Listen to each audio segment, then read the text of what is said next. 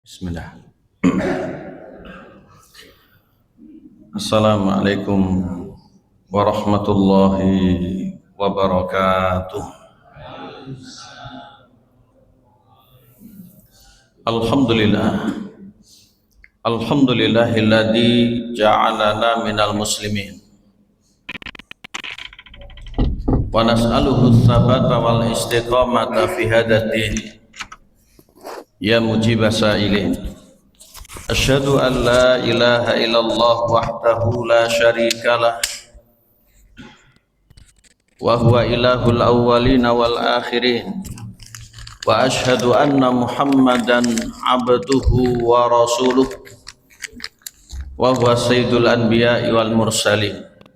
Allahumma salli wa sallim wa barik wa an'im ala qudwatina Rasulillahi wa khalilih wa khatami nabiyyih wa ala alihi wa ashabihi wa man sara ala nahjihi ila yaumiddin. Amma ba'd. Qala Allah subhanahu wa ta'ala fi tanzil. A'udzu billahi minasyaitonir rajim.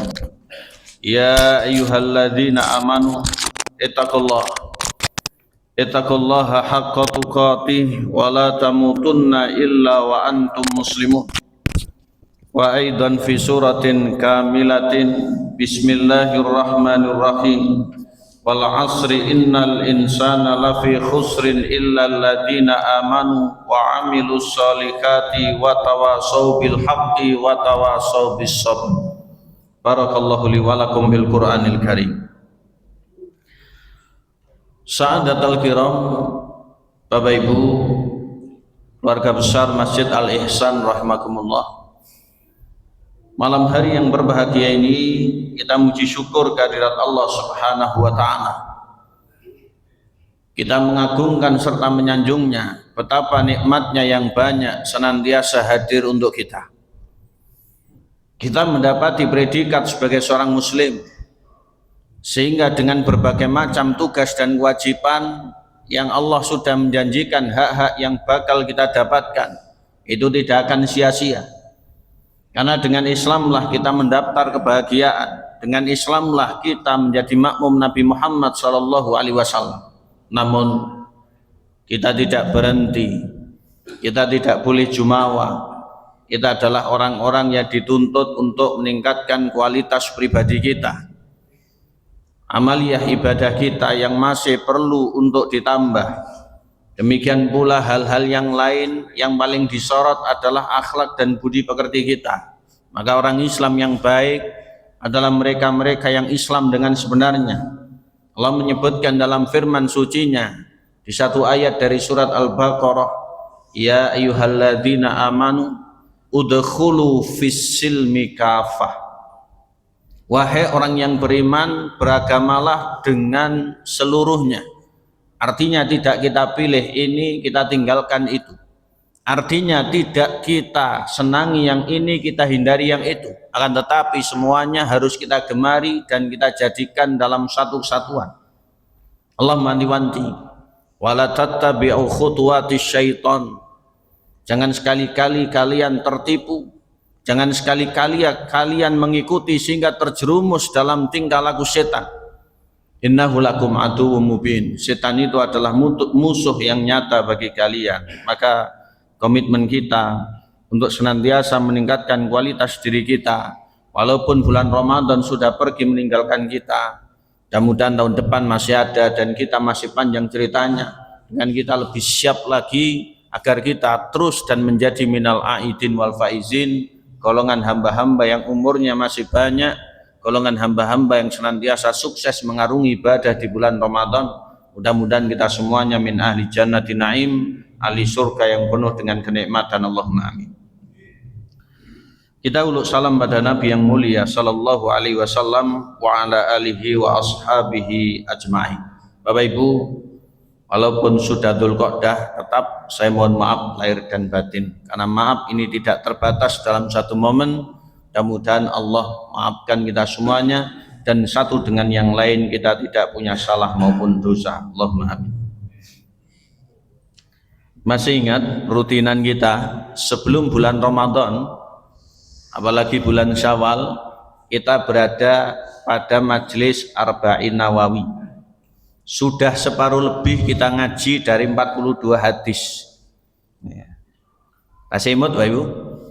Ya, mestilah supe. Ya. Tapi kadang kita ini ingat etok-etok ngelali.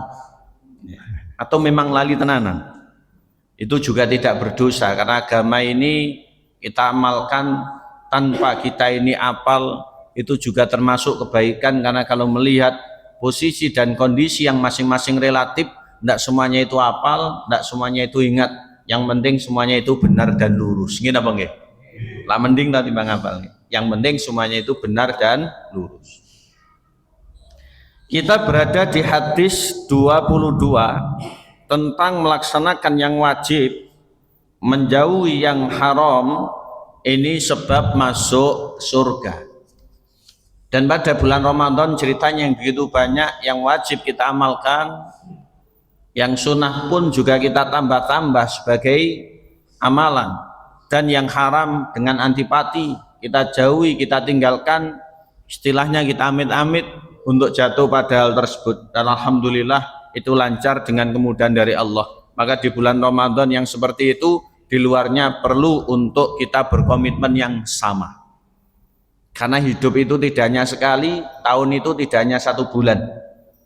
Hidup kita yang akan meninggalkan dunia untuk yang terakhirnya ini kita akan kembali kepada Allah untuk selamanya di kehidupan yang sebenarnya.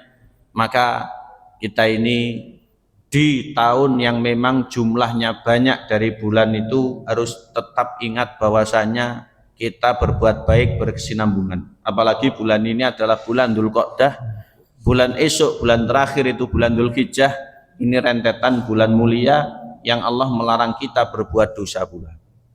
Maka tuh kita lihat ayat 36 surat At-Taubah, Allah berfirman, "Fala tadlimu fihinna anfusakum." Di bulan-bulan itu jangan kalian berbuat zalim atau menganiaya diri kalian sendiri. Kembali membicarakan hadis nomor 22. Kita ulangi membaca redaksi hadis sekaligus artinya.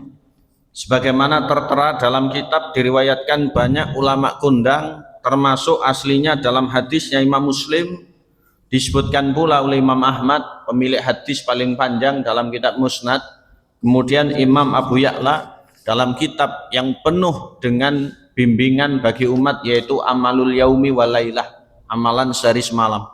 Kemudian juga Imam Abu Awanah dan Imam Ibnu Mandah dalam kitab akidah beliau, Kitabul Iman. Karena iman ini tidak berhenti di hati, iman ini juga perbuatan. Disampaikan oleh sahabat Nabi yang bernama Jabir, dikutip dalam riwayat an Abi Abdillah, dari Abu Abdullah. Jabir namanya bin Abdillah Al-Ansori radhiyallahu anhuma. Jabir ini putra dari Abdullah Al-Ansori, sehingga dua-duanya ini sahabat Nabi, Jabir maupun ayahnya.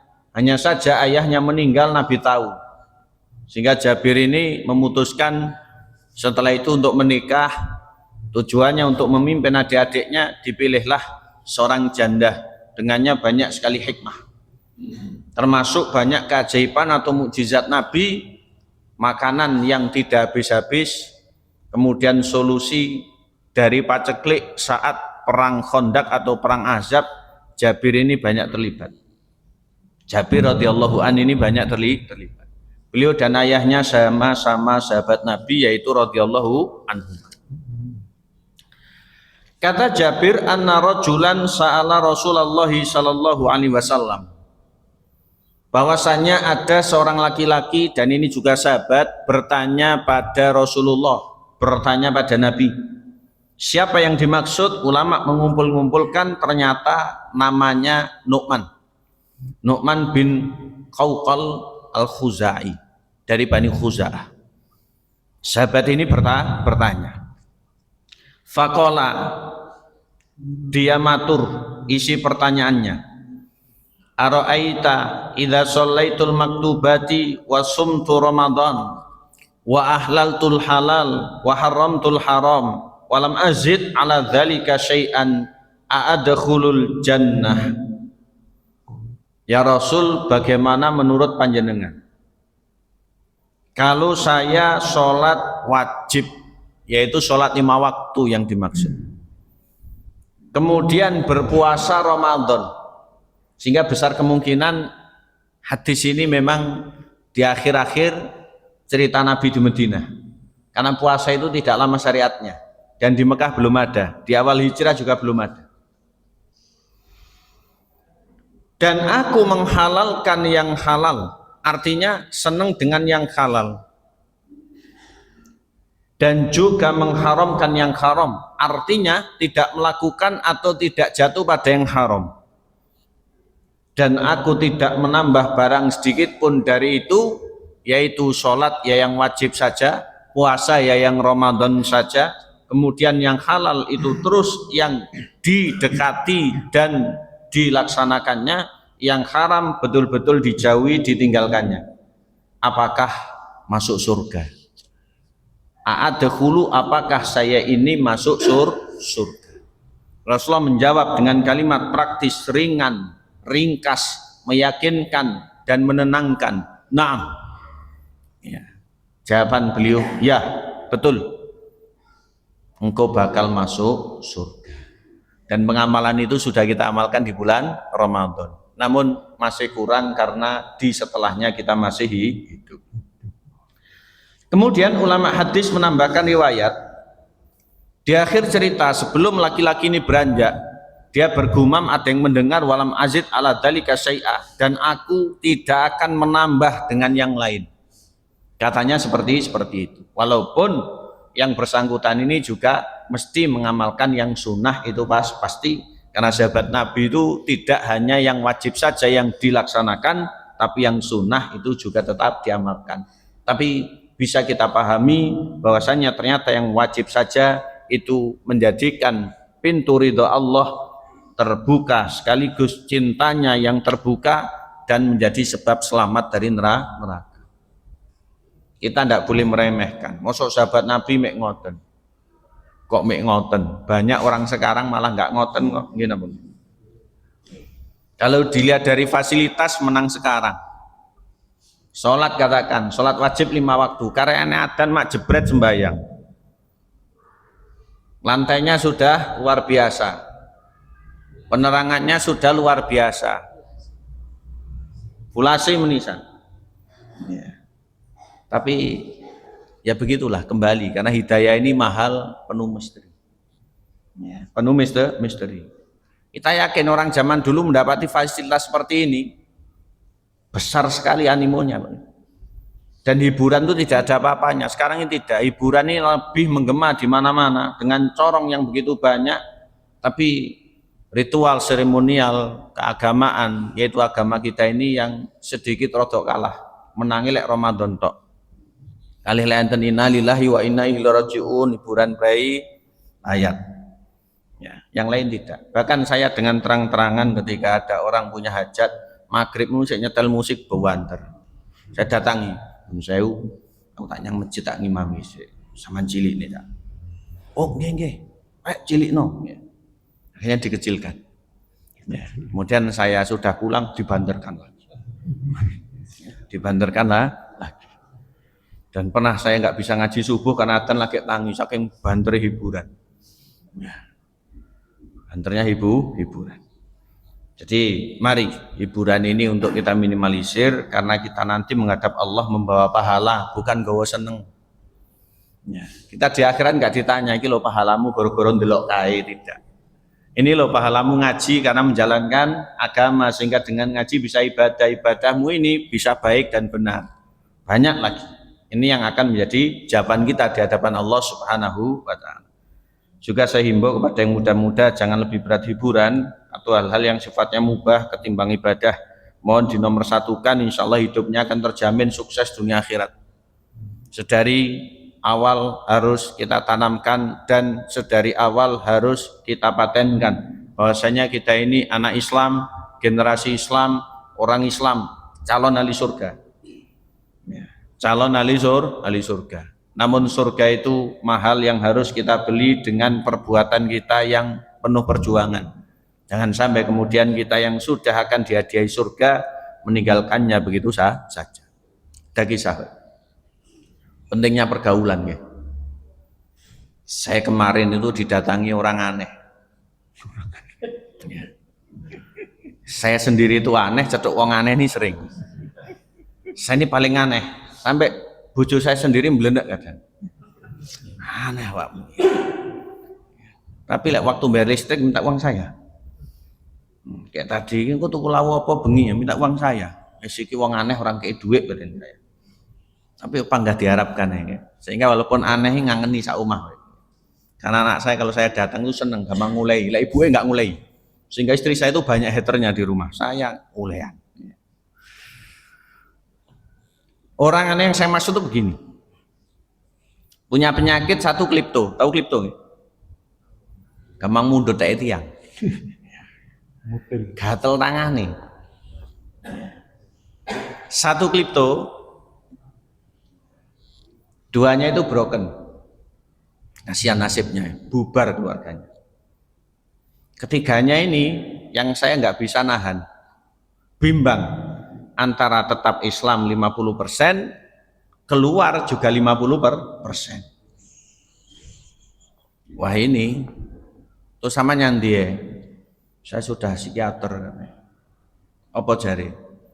Disuruh ke tokoh agama, ya, disuruh ke tokoh agama. Ya, saya ini juga bingung. Klipto ini penyakit, banyak sekali faktor yang akan bisa menahannya. Demikian pula broken ini sudah nasib. Kalau bisa menghilang ya silahkan, kalau tidak, paling tidak ini jangan terus dibayangi masa lalu. Karena itu akan menjadi energi negatif. Nasibmu sudah. Cuma lek masalah murtad, saya nggak bisa elek-elek, hidayah itu barang mahal. Lek pengen nyemplung neraka jajalan aja. Jajalan coba saja. Soalnya dewi ki sarep munggah swarga kurang dilu. Lek pengen nyemplung neraka jajalan. Rupanya mikir. Kelihatannya sudah lebih 50% nggak jadi murtad. Saya takut-takuti seperti itu. Saya bahkan dalil sudah nggak empan. Ternyata sebabnya apa? Salah pergaulan. Jadi yang bersangkutan ini geraknya itu di dunia marketing. Memang umat ini sedang diuji. Yang tumbas motor, tumbas omah, tumbas apartemen sembarang. Oh kafir doan. Duitnya kathah, macake najis, gek royal. Gek royal. Ya saya guyoni ya, dolane kurang adoh. Nyajal nang gene-gene wong Islam, adewe malah minggu mun tok isine. Kita saja di sini. Toh tukune lah yang lesing toh saya gitu kan. Iya, Pak. Belinya juga lesing enggak langsung duitnya numpuk 7 turunan tidak.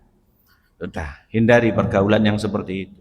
Dan niati sekedar untuk bekerja, jangan gampang bimbang, jangan ragu, jangan membanding-bandingkan yang tidak tepat. Adewe sekarang munggah swarga iman, tapi lek nyemplung neraka jajalan. Kemudian backgroundnya ini sudah diajak ke tempat ibadah agama lain. Kemudian diajak ibadahnya sekalian. Karek disah netok masih bimbang 50-50. Terus nyetuki kula. Jajalan nek nyemplung neraka. Kelihatannya kok enggak jadi. Ya.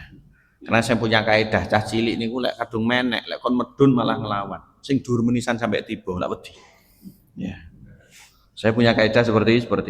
Tidak tahu pendekatannya apa. Saya tunggu lagi nanti. Setelah kurban ini bagaimana, mudah-mudahan Allah menguatkannya dalam Islam. Dan kalau nemu orang seperti itu banyak didoakan. Ya. Karena kadang juga bisa mendatangkan syubhat pada kita. Ya. Tapi kalau ini lek disubhati rada angel gentenak subhati. Kita lanjutkan. Saya estu nih. Sebelum itu saya ini didatangi orang aneh juga. Ya, cuma saya nggak bisa cerita los karena ada videonya ya. Makanya saya itu jarang di video nih, nggak bisa ngomong tenanan ya. Kenapa anehnya begini ya? Istrinya ya cantik, jangan bayangkan. Sampai ke rumah saya itu dipuji mertua saya, ayo bojone, mosok kayak saya seperti itu ya. Saya laki-laki saya juga tahu. Kemudian harta ya banyak melimpah, tapi ngeludus ngoten. Ngeludus. Sumrap ngeludus wae. Celutak kalau kata binatang. Ngakal. Sing dingoni sing gak ngenah. Alasan kesana begini, nginep sama ini, alasan ini. Ki om bimbing umroh barang. Saya ini punya harga diri dan saya nggak mau kalah. Ketika mau ada tamu sudah saya siapkan. Saya pakai sarung ini, baju ini akian. Saya pulang ngaji. Jajan saya belum saya buka. Rumah saya buka, silakan duduk nyangoni saya. Amplop kurung tak buka, saya uwaken yang kisah sepurane ya. Ingon-ingon saya itu loh ya mahal. Mohon maaf, sangunya buat sampean saja. Nanti lek wis disangoni kula niki nggak iso omong. Ya, mohon maaf. Akhirnya nggak jadi disangoni. Baru duduk cerita, saya bisa ngudang. Kalau ngudang entek-entekan. Ya. Saya umbah. Ya. Baru setelah itu saya doakan. Karena hidup itu penuh ujian. Banyak kita ini yang diuji. Namun ada yang diberikan oleh Allah Subhanahu wa taala percepatan dalam solusi. Namun juga masih ada yang senang-senang dengan ujian sehingga terlalu jauh. Kasihan. Kita ini bersyukur kepada Allah, alhamdulillahilladzi afani. Kita ini bersyukur kepada Allah yang telah menyelamatkan kita, melindungi kita dan meloloskan kita dari segala hal yang berbau seperti itu. Kita ini tidak ada yang bisa melegalisir diri kita selamat atau suci kecuali dengan pertolongan Allah Subhanahu wa taala. Namun kita ini juga punya banyak dosa. Bapak Ibu, kita sudah mempelajari tentang Rasul yang mana beliau adalah rahmat. Oleh Allah zat yang maha rahmat diberikan rahmat sehingga di kalangan makhluk Rasul yang paling banyak rahmatnya. Di antara sifat rahmatnya, beliau itu menyenangkan, menggampangkan sekaligus solutif. Ya Rasul kula ngeten-ngeten napa saged munggah swarga? Iya. Ya. Tidak ribet. Maka menjadilah kita ini sosok yang gampang menebar welas asih. Ya. Kalau ada kemudahan jangan ngangel-ngangel nih.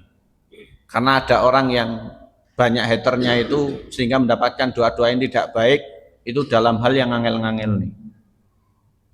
Ya. Saya itu punya guru yang pernah saya tiru, tapi ini ya kadang nggak baik di dunia pendidikan. Kula niki Pak Ibu namung saged ndonga. Saya itu pernah menjadi pendidik. Ketika ujian banyak murid saya nggak bisa. Munawa ya salah mulang kula niki. Kula ulangi bal-balan barang kok sekolah ini. Ayo bal-balan kono kayak tanding. Sing wedok santai-santai. Akhirnya senang anak-anak. Sehingga yang paling banyak penggemarnya itu saya. Pas ujian banyak nggak bisa. Harusnya dapat 70 lo tambahi 85. Dapat 100 tak beri aplaus yang lebih banyak. Sampai saya dipanggil oleh pimpinan. Pintar-pintar muridnya jenengan Pak Ustadz nih. Jane ya sepodo ae. Tapi gurune mesaknean. Soalnya saya ingat bapaknya ada yang begini, ibunya ada yang begitu, bahkan ada yang kena musibah jeblok ke menara masjid barang kok. Anaknya oleh nilai suwida, tambah kepikiran nanti. Nah, enggak ada ya apa siapa yang menyalahkan, tambah nilainya. Subhanallah. Berita sekarang yang mereka ini sudah hampir menikah itu rata-rata sukses. Enggak ada yang nganggur barang satupun. Dan ketika saya tanya sembayang, siapa yang jadi ustadz? Ada yang ini nih Pak Ustadz, yang hafal Quran. Ada beberapa anak. Saya ikut senang. Ya, karena guru saya dulu pernah bilang, saya ini anu mas, wonge nggak isoan, ulah sasih jenengan ini. Ya ndak juga. Saya ini ndak killer, tapi nggak menggampangkan. Saya ini berusaha untuk membersamai. Saya berusaha untuk membersamai. Kayak slogannya calon kepala desa, membersamai. Membersamai, mengayomi, tambah satu menoroki, insya Allah jadi. Cuma sampai nggak mau menoroki, nanti diurak diturunkan warganya sendiri. Dan belum ada slogan yang menoroki itu tadi. Sidoarjo yang akan ada kontestasi bulan Mei nanti, belum ada yang menoroki. Maka guru saya ini menyampaikan begini. Ada beberapa kali saya punya murid dari pribadi yang baik, dari budi pekerti yang baik, namun di kepala ini kelihatannya hanya pas-pasan, saya mudahkan. Sehingga waktunya lulus. Dengan nilai ya biasa, tidak sampai luar biasa. Lah kok katanya, nopo? Di banyak sekali momen Allah memberikan kejutan. Ya. Pas keadaan begini gitu, ada muridnya, Pak masih ingat saya ini, akhirnya ada kemudahan. Pas begitu, ada lagi ternyata itu muridnya, Pak masih ingat saya, lupa. Orang baik itu kan pura-pura lupa. Saya ini, oh ya, kemudian diberikan kemudahan dan seterusnya. Kita menanam, kita ini bakal memanen. Rasul itu punya sifat ulas asih. Ya, jangan kita gampang menakuti, kecuali pada porsinya. Jangan kita ini gampang hasad sehingga akhirnya kita ini bisa melangkahi takdir. Orang yang tidak terima dengan keputusan Allah itu diantaranya orang yang hasad. Dunia itu akan berjalan begitu terus. Mudah-mudahan kita ini termasuk diantara pengikut Nabi yang bisa produktif. Umat bisa kita ajak, orang bisa kita bersamai, keluarga bisa untuk kita cukupi dan seterusnya. Di antaranya Nabi tadi, ada sahabatnya yang memang kemampuannya seperti itu. Apakah saya bisa masuk surga, Rasul? Bisa. Kata beliau, na'am, iya bakal masuk surga. Terkait dengan sifat rahmat, Bapak Ibu sekalian, masing-masing orang itu punya namun relatif. Maka sifat rahmat ini perlu untuk semakin kita berdayakan dengan agama, dengan keimanan. Dan banyak sekali hadis-hadis Nabi yang isinya adalah himbauan sekaligus janji-janji siapa saja mereka yang banyak membantu, banyak memudahkan dan terus menjadi penolong dan penanggung jawab bagi yang lain, Allah Subhanahu wa taala pasti akan memberikan pertolongan untuknya dunia akhirat. Ini yang menjadi citra sekaligus sebab adanya masyarakat madani, perpaduan dari majemuk yang ada di Madinah, semuanya baik. Kemudian sudah kita pelajari pada bulan yang lalu terkait dengan riwayat-riwayat yang menjanjikan surga, termasuk riwayat ketika ada orang komitmen dengan sholat, diantaranya sholat yang paling berat adalah sholat subuh dan sholat asar, dijamin masuk surga. Taseimut hadis riwayat Imam Bukhari, Imam Muslim. Dan bulan Ramadan itu sudah menjadi cerita. Bulan ini kita ditunggu untuk lebih banyak lagi membuat cerita. Sehingga kalau Ramadan subuh penuh, selainnya juga harus tetap penuh. Ketika Ramadan asar penuh, selainnya juga harus tetap penuh. Kalau maghrib, insya Allah memang penuh di mana-mana. Tapi kalau sholat subuh ini berat. Kita lanjutkan.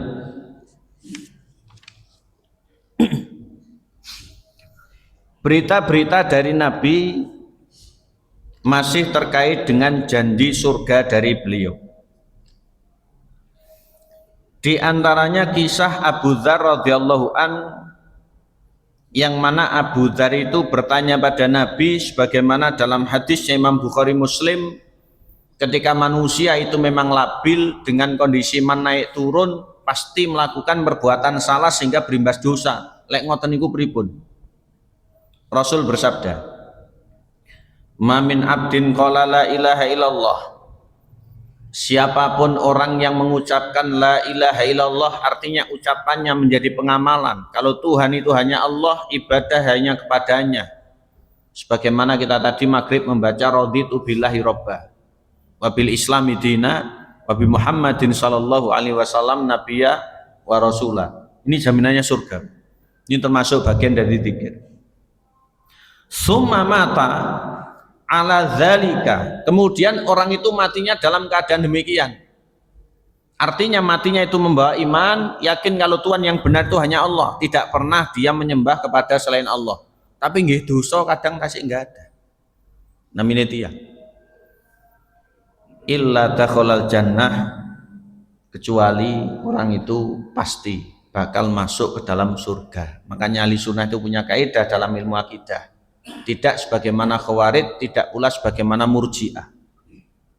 Lek Murji'ah niki tindakan mboten enek efeke kali ati, sehingga sak mursal-mursale wong nggih pokok iman.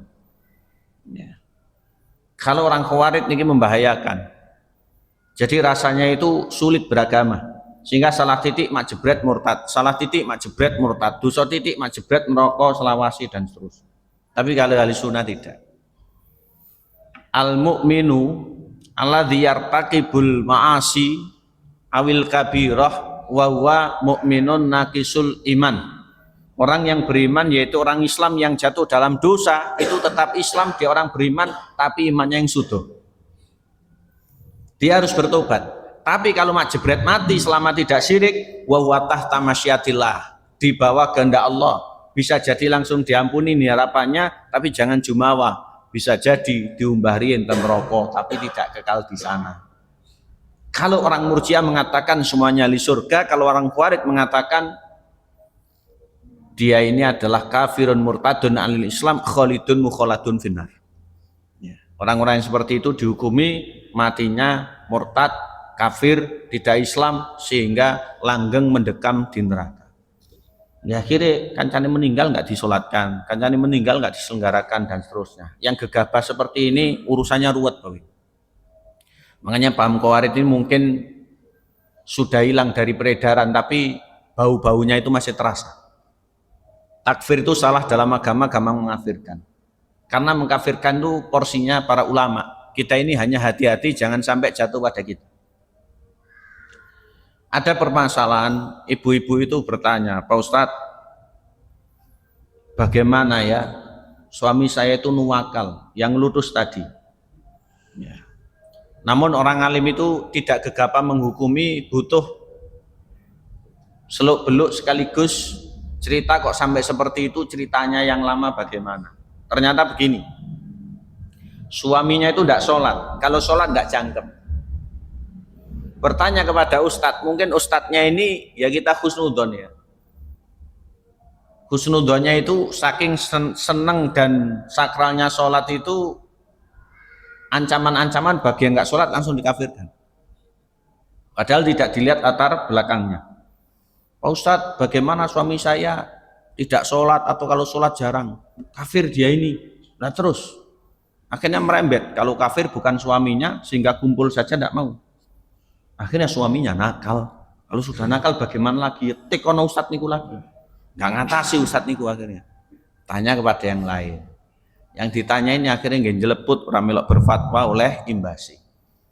Oleh karena itu memang kita harus berhati-hati dalam menetapkan hukum dan memberikan solusi. Ada seperti itu.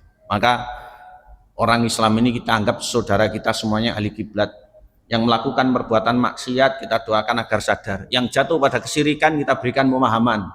Kita tidak bisa memaksa agar ulama saja yang punya peran. Kita tetap kalau memang bisa memberikan harta ya dengan itu, bisa memberikan hadiah dengan itu, bisa mengajak dengan itu. Karena kita memaksa itu tidak bisa. Jadi Abu Dzar Al-Ghifari radhiyallahu an beliau menyampaikan, wahai ibu, sabda Nabi ketika ada orang beriman yang meninggal namun melakukan dosa, dia dalam wewenang Allah Subhanahu wa taala, namun pasti masuk ke dalam surga.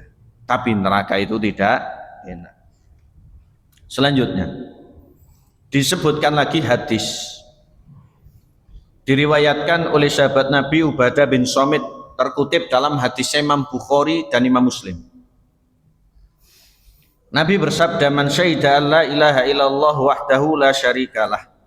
Siapa saja yang nyekseni kalau Tuhan yang benar itu hanya Allah, tidak ada sekutu. Wa anna Muhammadan abduhu wa rasuluh, dan bersaksi kalau Nabi Muhammad hamba sekaligus utusannya. Wa anna Isa abdullah wa rasuluh, dan Nabi Isa itu adalah hamba sekaligus utusannya. Kita yakin.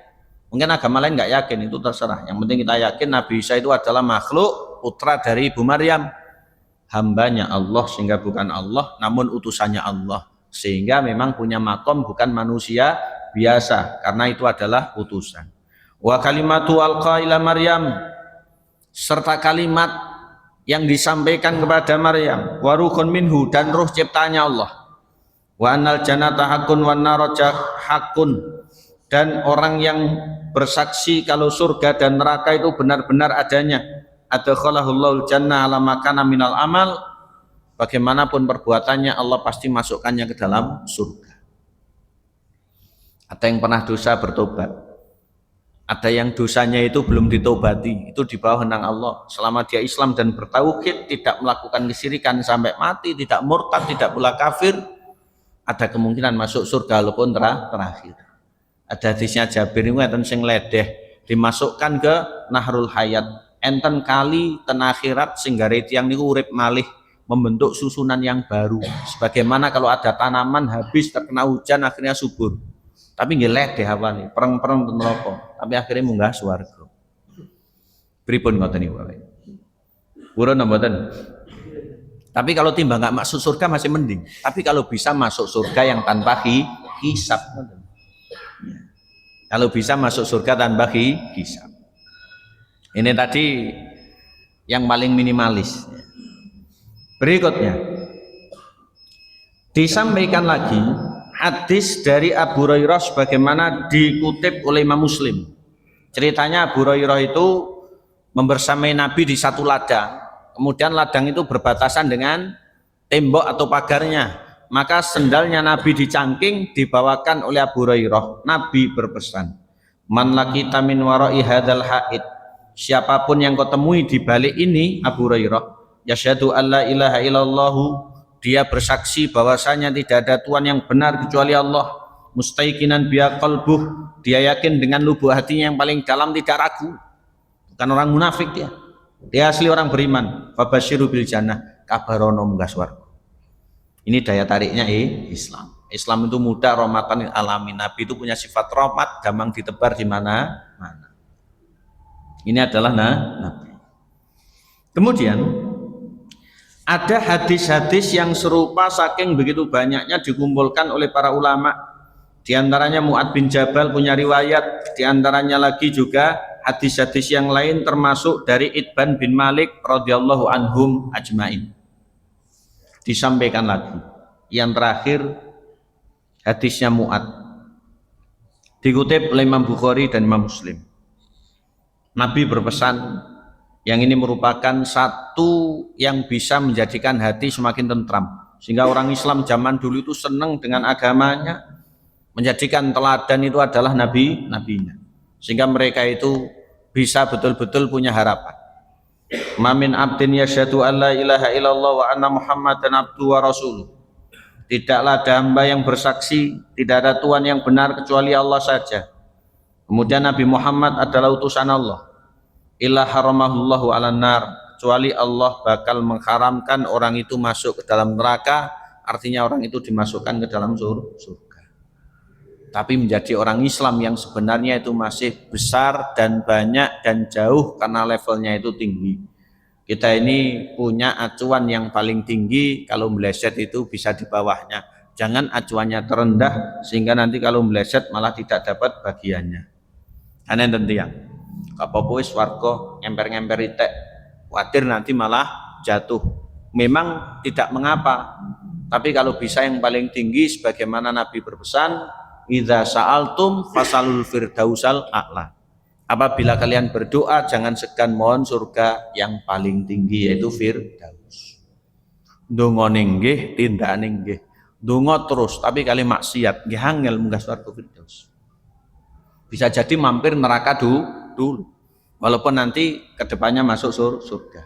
Tapi doa itu kita iringi, kita imbangi dengan perbuatan yang halal kita dekati, yang haram kita jauhi, yang wajib kita amalkan, yang dilarang tidak untuk kita jadikan sebagai perbuatan. Insya Allah kita termasuk sebagaimana sahabat Nabi yang disampaikan oleh Jabir bin Abdillah, yaitu Nu'man bin Qawqal al-Khuzai radhiyallahu anhum ajma'in. Bapak Ibu, majelis kita sebagai pemanasan sampai di sini dulu. Hitung-hitung ini masih anget-anget dan majelis pertama arba'in setelah hari raya. Tetap nuansanya kita seperti halal bihalal, yang pernah terjadi kita lebur, yang tidak terjadi kita hati-hati betul. Mudah-mudahan kita dijadikan oleh Allah hamba yang bersaudara.